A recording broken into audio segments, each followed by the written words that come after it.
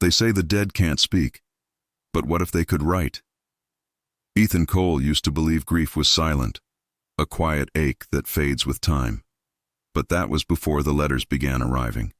Letters sealed with the scent of jasmine, written in his wife's handwriting, the same wife who'd been buried for over a year. At first he thought it was a cruel trick, a stranger feeding on his pain, but as each letter arrived, darker, more precise, more personal, Ethan realized they weren't leading him into madness. They were leading him to the truth.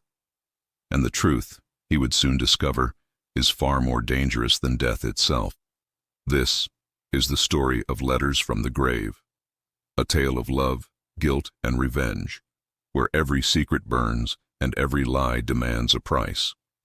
The rain had a way of speaking to Ethan Cole, softly, endlessly, like a voice that refused to let him forget.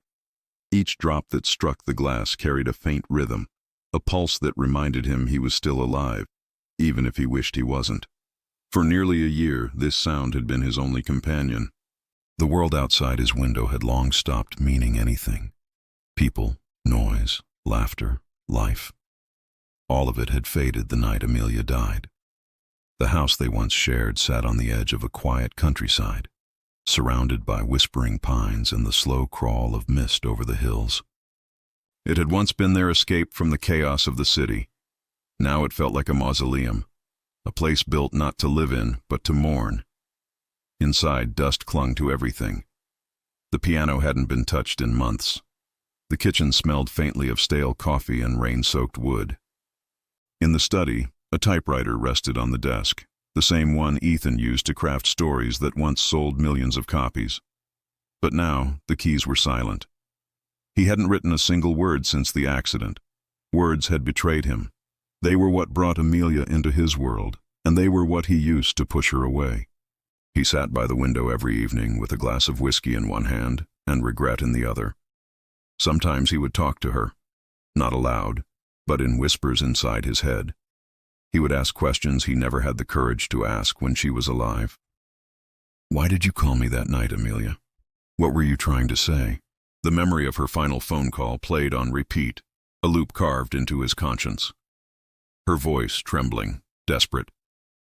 "We need to talk, Ethan. Please, don't hang up this time." He had hung up. Minutes later, her car went off the road, crashing into the guardrail on Route 9.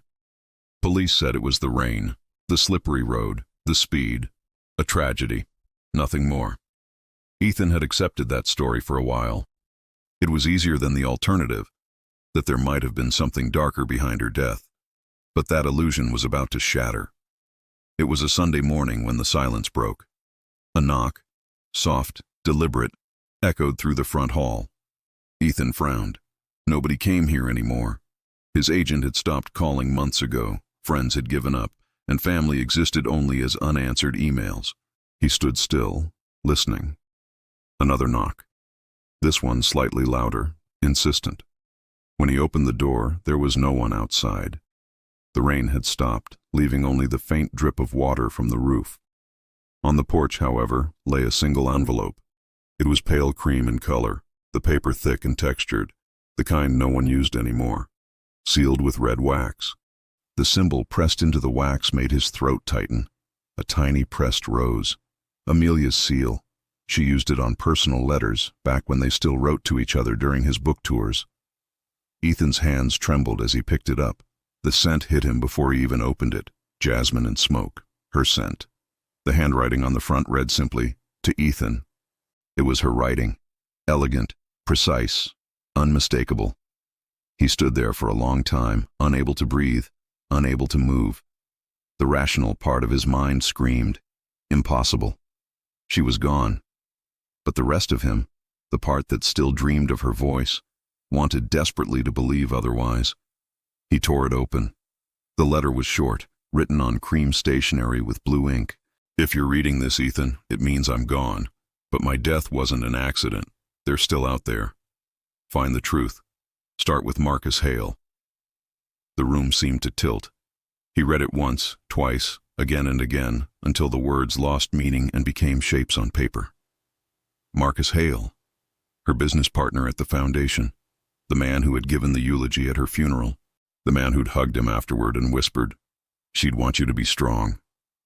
Ethan's breath came shallow. Was this some sick prank?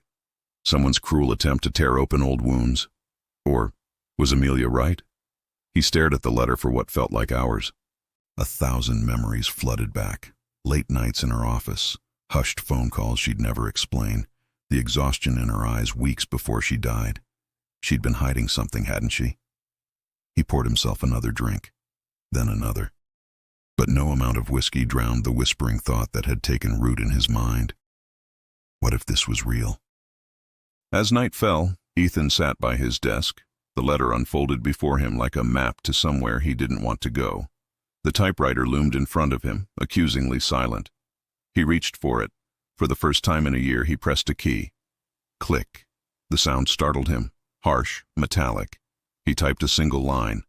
Start with Marcus Hale. The words stared back, black and final. Outside, thunder rolled across the valley, shaking the glass panes. Ethan's reflection in the window looked almost like another man. Older, hollow, haunted. He whispered into the empty room, "If this is you, Amelia, I'll find out." The clock struck midnight. The candle on his desk burned low, its flame flickering like a heartbeat on the verge of stopping. And somewhere far away, under the weight of the same storm, Marcus Hale stirred in his sleep, unaware that Ethan Cole had just been pulled back into a world he had sworn to leave behind.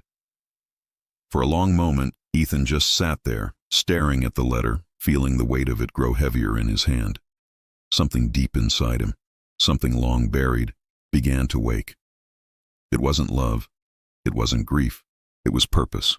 And with that, the silence that had wrapped around his life for an entire year finally broke.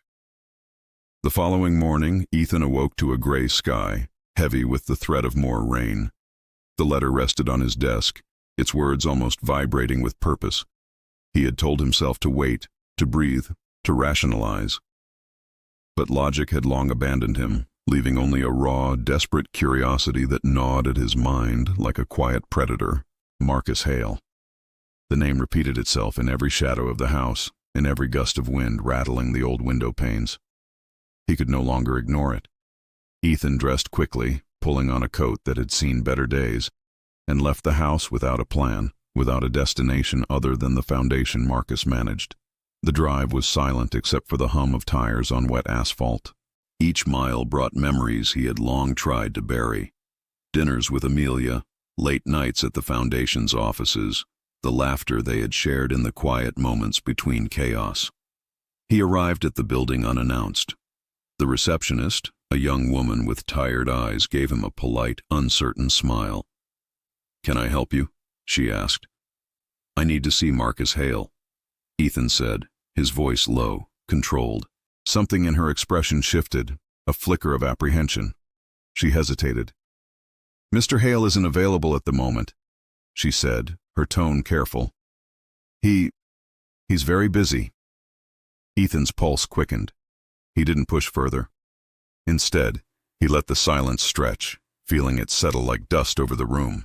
When the receptionist returned with an apology and a suggestion that he leave a message, Ethan's curiosity hardened into something colder, sharper. Something is wrong.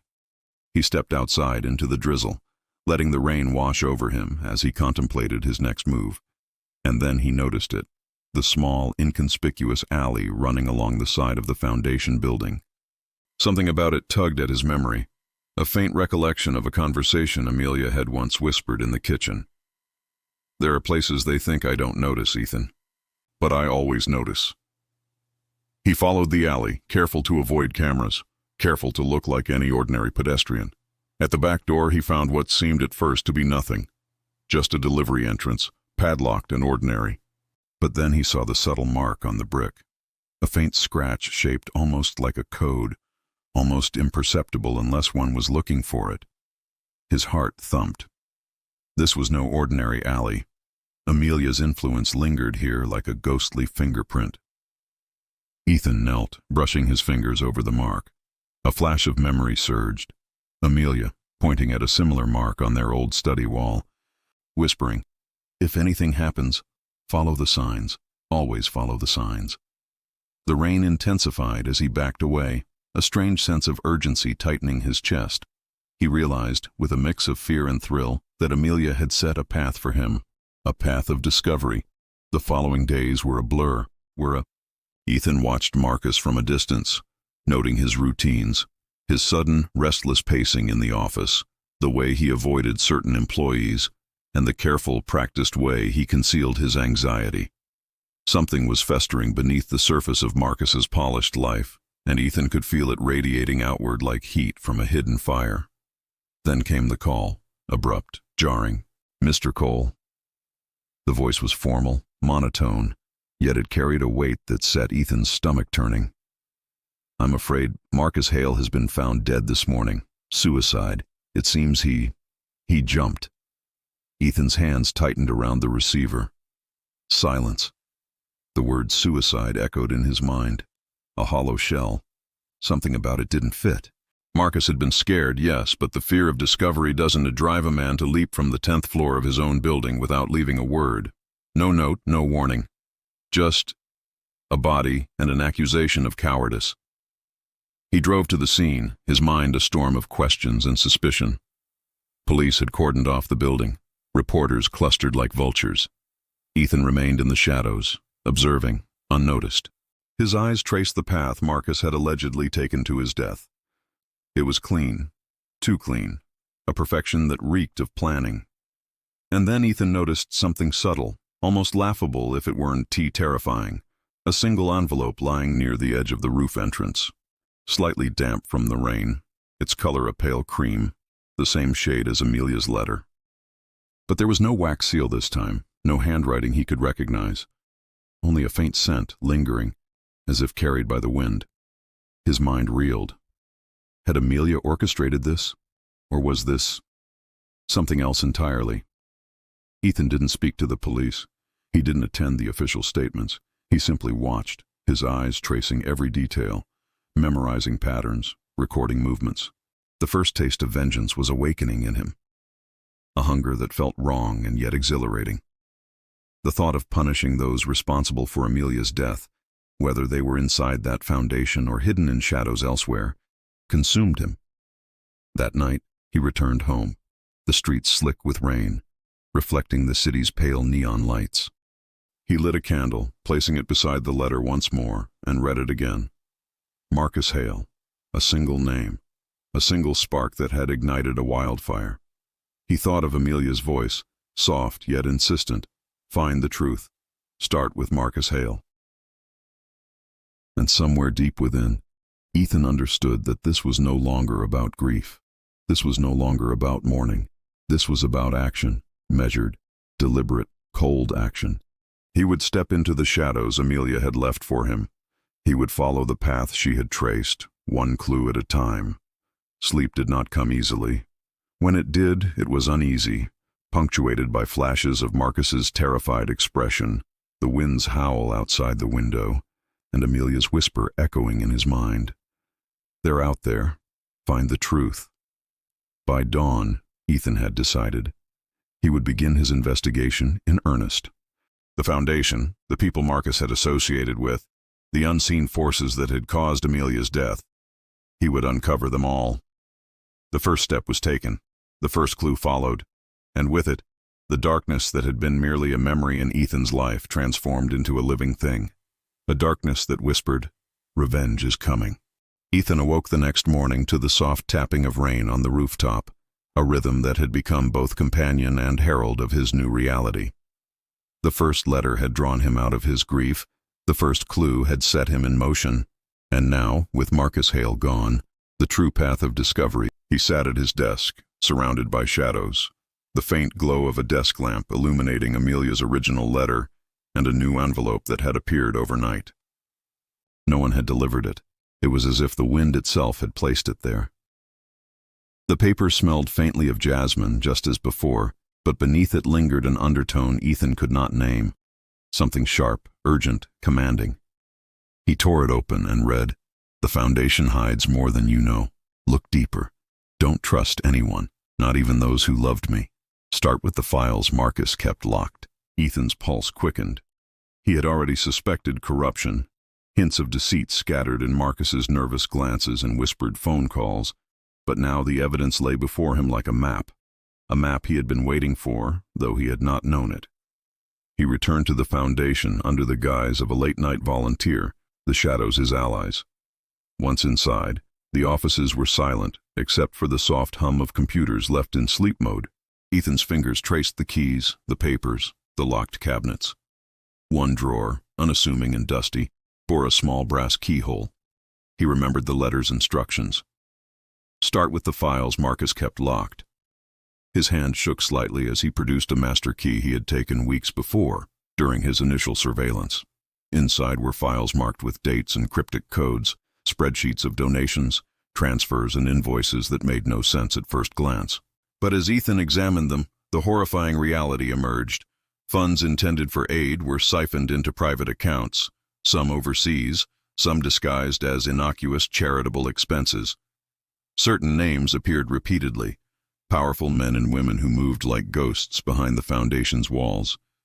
And then there were the photographs, hidden images of meetings behind closed doors, of children in locations where no aid should have reached, and of Amelia herself, standing in corners, recording everything with meticulous care. Ethan's breath caught. She had known. She had known the rot beneath the pristine exterior, and she had collected proof. Another letter appeared later that night, slipping beneath his door as silently as the first. Its contents were almost cruel in their precision. They are watching, Ethan.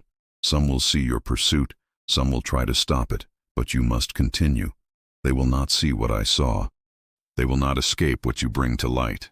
Each word weighed on him like iron chains and, at the same time, lit a fire that consumed rational thought. Ethan's grief was transforming into something else entirely. Obsession. Every meal was forgotten, every hour of sleep shortened, every thought centered on unraveling the Foundation's secrets and punishing those responsible for Amelia's death. He dug deeper. Late into the night, he uncovered emails, financial ledgers, and recordings. The people he had once trusted, even those closest to Amelia, were complicit. Betrayal dripped from every document. The realization struck him with both horror and clarity. Amelia had been alone in this fight. The very people she had confided in, people she loved, had turned against her. Ethan became methodical. Each night he cataloged his findings, arranging them like pieces of a puzzle that had no image, until the final picture emerged. The corruption was not merely financial, it was moral, systemic, deliberate. Those responsible were clever, hiding behind layers of bureaucracy, plausible deniability, and public charity. But Amelia had marked the weak points. And now, so had Ethan. As the days blurred into nights, Ethan's transformation became palpable. He no longer resembled the man who had sat in his home for a year, drowning in grief. His movements were precise, his thoughts sharp, and his eyes carried a dangerous clarity. Sleep came only in short bursts, often interrupted by nightmares of Amelia, not as a wife, but as a ghostly guide, urging him onward. One night, while poring over a folder that detailed off-the-books accounts, Ethan found a handwritten note tucked among the files. The handwriting was unmistakable. Amelia's. If anything happens to me, Ethan, take what you find and see it through. They will try to manipulate you, confuse you. Trust only what I have shown you. And remember, revenge is not the end. It is the bridge to truth. He traced the ink with his fingertip, feeling a pang of sorrow and a surge of determination simultaneously. Her words were both comfort and curse, a beacon and a chain. As he continued to piece together the network of lies, Ethan realized something chilling. Each revelation, each clue Amelia had left, forced him to look inward. The letters did not merely guide him to her killers or to corruption. They forced him to confront his own limitations, his own complicity in the small compromises of his life that might have allowed this darkness to flourish. She had trained him, prepared him, shaped him into something he had never been, a man capable of confronting the very evil that had stolen her from him. By the end of the third week, Ethan had a dossier thick with names, dates, and evidence, enough to unravel the Foundation completely if he chose to release it. But the evidence alone was not enough. The thrill, the obsession, the pulse of impending confrontation had overtaken him. He did not merely want justice. He wanted the world to feel the weight of his vengeance, the weight Amelia had endured silently. The candle on his desk burned low, shadows dancing across the walls as he stared at the folders. His reflection in the window looked back at him, gaunt, intense, unrecognizable. Yet behind the intensity was purpose, and beneath the purpose, a growing darkness. This was not merely investigation anymore. It was transformation. It was initiation into a realm where grief became action, sorrow became obsession, and love became the instrument of retribution. Ethan paused, lifting a folder and studying a photograph of Amelia, hidden among the files. Her eyes seemed to pierce through the paper, into his soul. He whispered, barely audible, "I will finish this, Amelia. I will see it through. No one escapes what you have shown me." The rain outside intensified, rattling against the glass, a steady percussion to the symphony of his thoughts. Somewhere far away, unseen, powerful forces were beginning to stir, sensing that someone was unearthing the carefully buried truths they had protected for so long. But Ethan no longer feared them. He had become a shadow, a presence that could move unseen and strike with precision. And so, the web of lies stretched before him, intricate, deadly, and complete. Ethan stood at the center, not merely as a seeker of truth, but as an instrument of vengeance.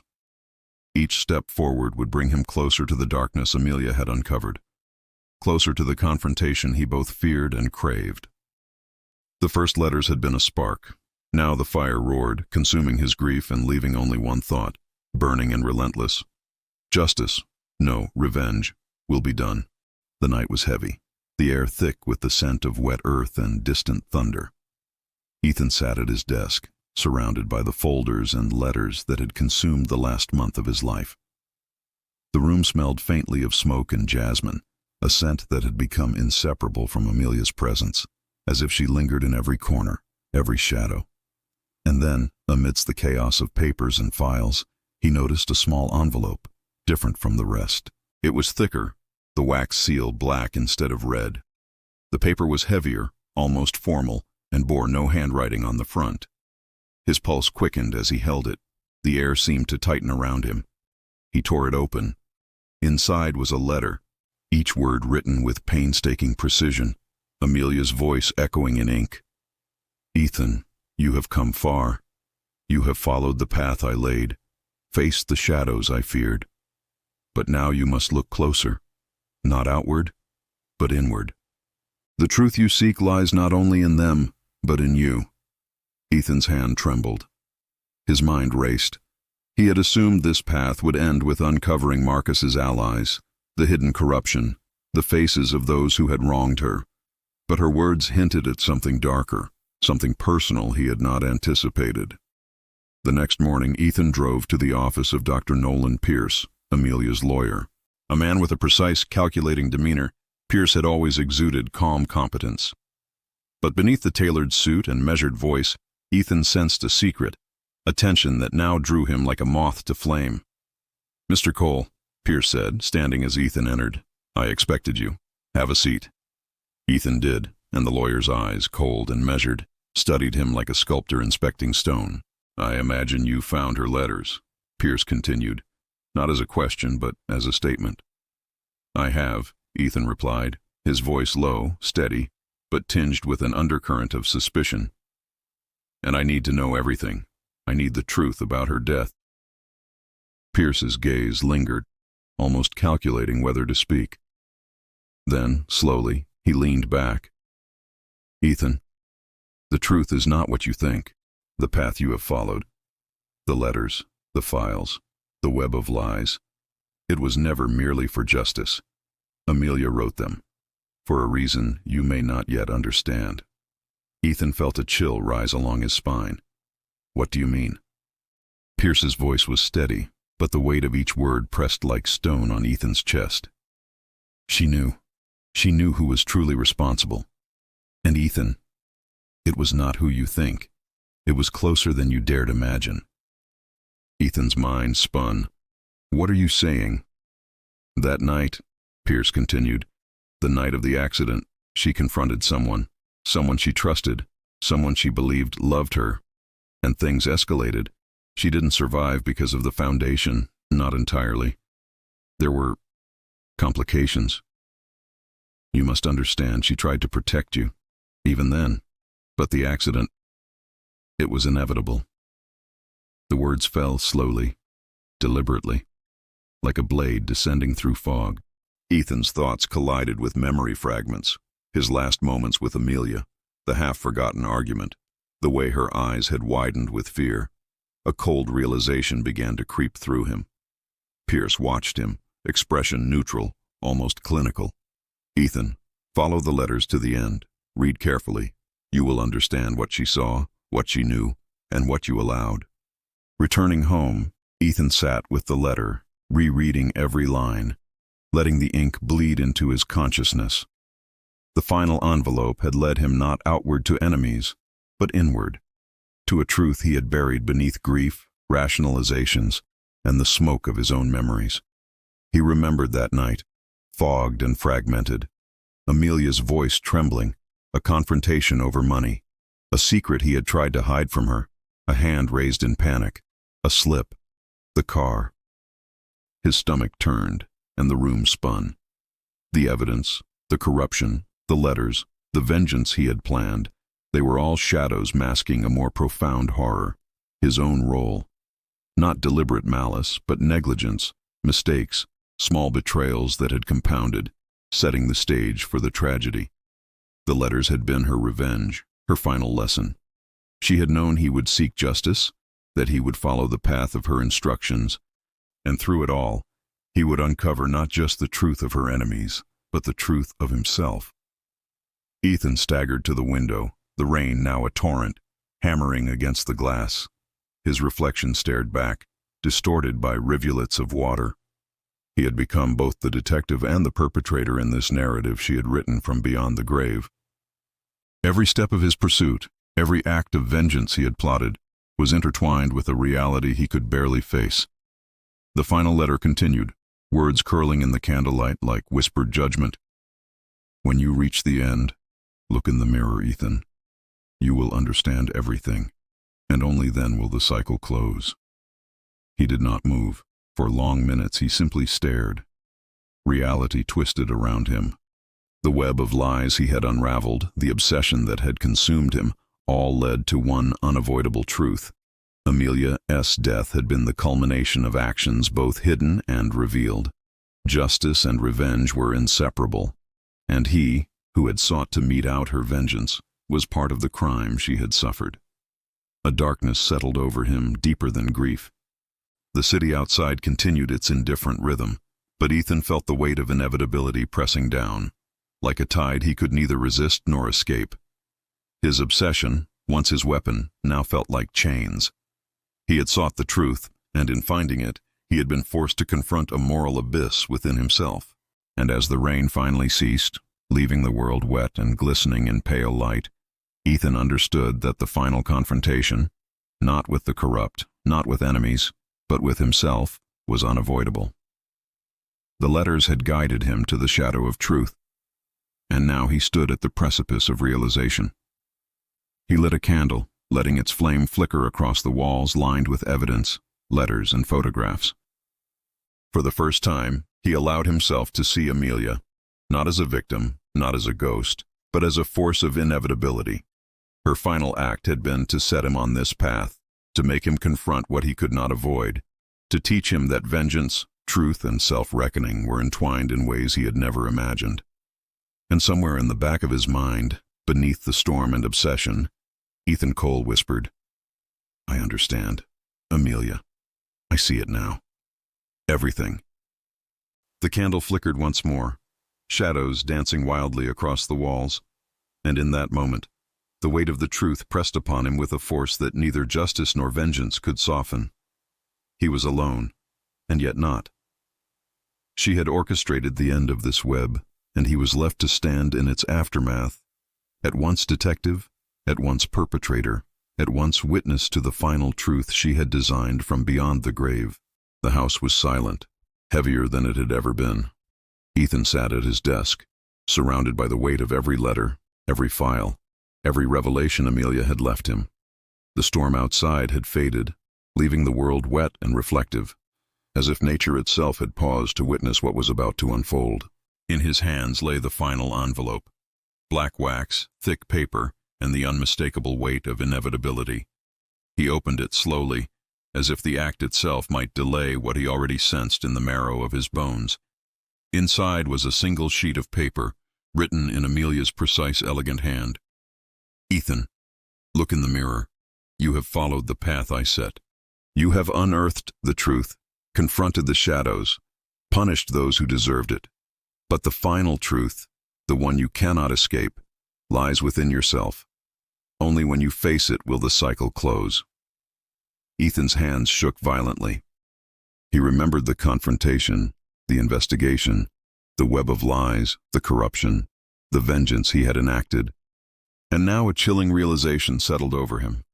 Amelia's final lesson was not outward, it was inward. Her death, his journey, the obsession he had embraced, all pointed to a truth he had long buried beneath grief and rationalization. He staggered to the mirror by the fireplace. The man staring back at him was unrecognizable, gaunt, hollow-eyed, and consumed by something darker than grief, obsession, fury, guilt. And then the memories returned, fragmented, jagged, undeniable.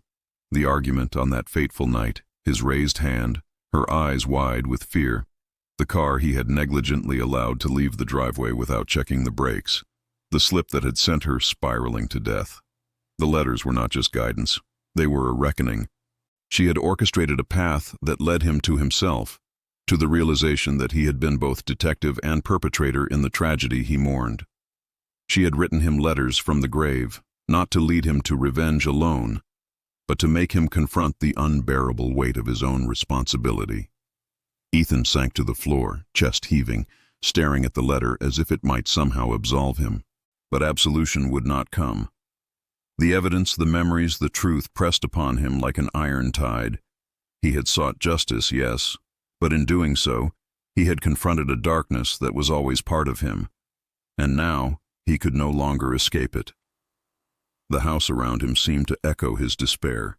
Shadows stretched long across the walls, flickering in the pale light that remained. The files, the letters, the photographs, all of it was evidence, proof of the world he had unearthed, and the world he had failed to protect, and above all, proof of himself.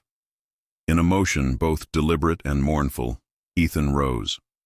He walked through the rooms he and Amelia had shared, touching objects once familiar, now alien. A photograph of the two of them on a rainy day, smiling despite the storm. A mug she had insisted be kept even with its crack. The typewriter, keys silent, a monument to words left unsaid. At the back of the house, he found the matches and gasoline, the ritual of closure already prepared in the silence of his mind. He doused the living room in shadow and memory, the scent of smoke and oil mingling with the faint jasmine of her letters. Each flick of the match against the flint was a heartbeat, each spark a confession. As the fire took hold, swallowing walls, memories, and paper alike, Ethan stood in the center of the room. The flames licked the ceiling, danced along the floorboards, and illuminated the letter he still clutched. He read it once more aloud, his voice trembling, breaking against the walls that had heard too much. Only when you face it will the cycle close. The heat pressed against him, not violently, but insistently, like the final embrace of inevitability. The house, their home, a sanctuary, a mausoleum of memory, burned around him. Flames mirrored the fire within his soul. Guilt, grief, vengeance, love, and despair interwoven in a tapestry too intricate to unravel. Ethan's mind raced through every step, every decision, every missed chance to save her. The faces of those he had punished, those he had loved, those he had betrayed, all flickered like ghosts in the firelight. And then, as the blaze consumed the final walls, the reflection in the glass of a window caught his eye. It was him, alone, unmasked, broken. The man he had been, the man he had become, the man responsible. He whispered her name once, a soft, trembling incantation. Amelia. The wind carried the word outside, through the burning halls, into the quiet streets beyond, as if the world itself had paused to witness his confession. And in that final moment, with the fire climbing, the letters charred, and the house collapsing around him, Ethan understood the ultimate truth. Amelia's vengeance had been meticulous, poetic, and complete.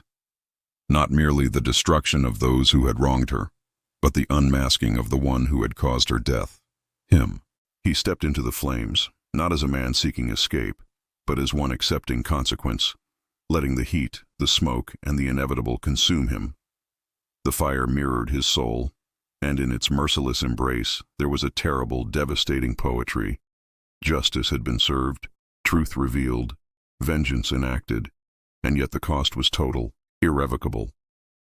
Outside, the storm had returned, soft rain mixing with smoke, extinguishing some of the blaze, but not the memory, not the weight of what had transpired. The house, once a home, was now ruin, and in the ruin, Ethan's story ended, a man broken by grief, guilt, and love, consumed by the very forces he had been driven to confront. And somewhere, in the lingering scent of jasmine and smoke, Amelia's voice seemed to whisper, "Even in death, love remembers. But revenge never forgets."